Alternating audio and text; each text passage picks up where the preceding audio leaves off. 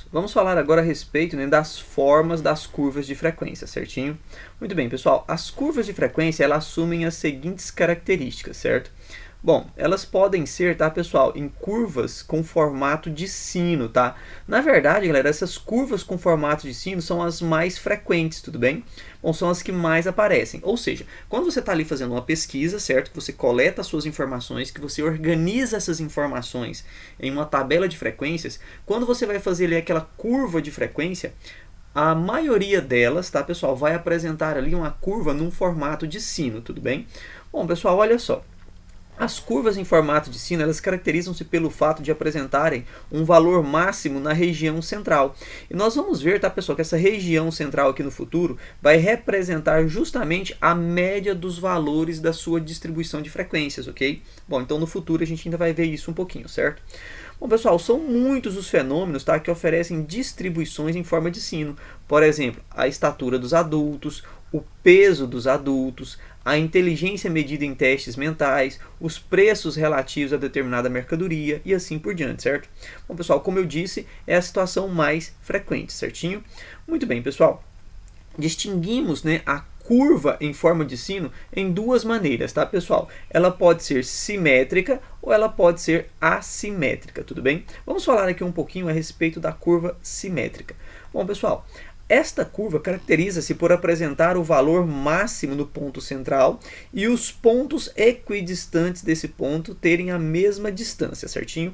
Bom, galera, na verdade, tá, pessoal, a gente não vai ter assim, uma curva totalmente simétrica, tá? Bom, isso na verdade não existe, né? Na prática, a gente não vai encontrar assim uma distribuição de frequências onde nós vamos ter uma curva perfeitamente simétrica, mas nós vamos ter algo muito parecido com essa simetria.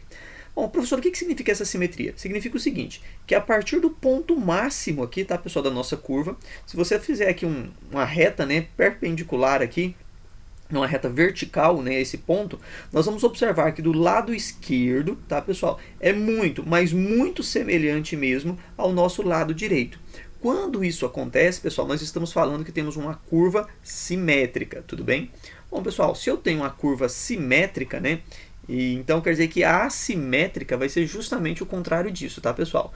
Muito bem, então deixa eu pegar aqui isso. Bom, pessoal, então quer dizer que a curva assimétrica vai ser o contrário disso, certinho? Como eu disse, tá, pessoal? Na prática, não encontramos distribuições perfeitamente simétricas, certo? As distribuições obtidas de medições reais são mais ou menos assimétricas, tá?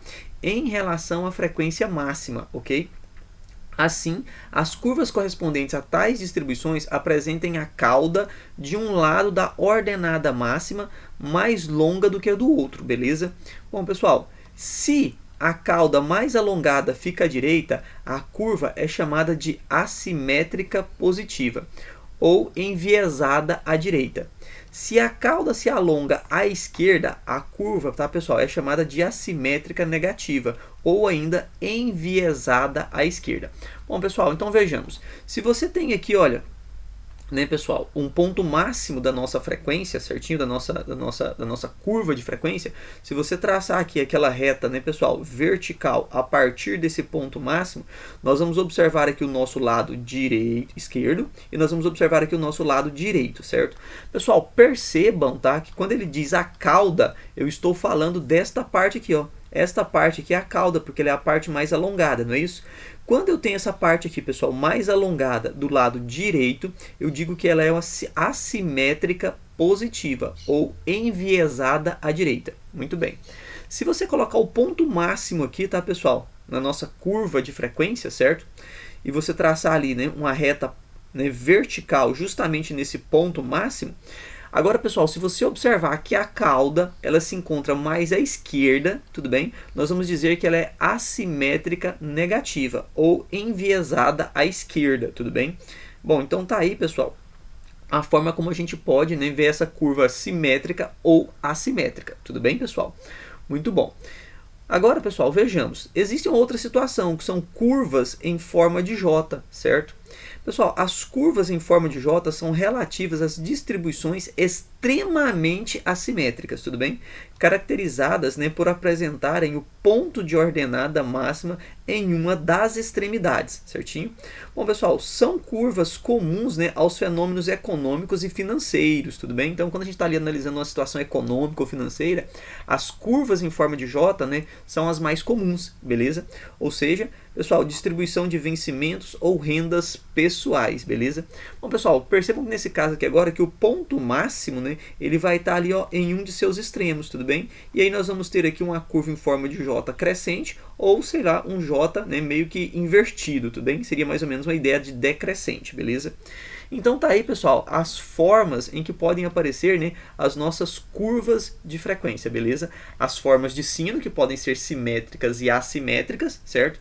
Então, as curvas de sino são as mais comuns, tudo bem? E na prática, né, pessoal, as curvas assimétricas, elas são as mais comuns, beleza? Bom, e aí depois, quando eu falo de mercado financeiro ou de situações relacionadas, né, pessoal, a fenômenos econômicos, nós temos as curvas em forma de J. O J normal ou ainda o J invertido.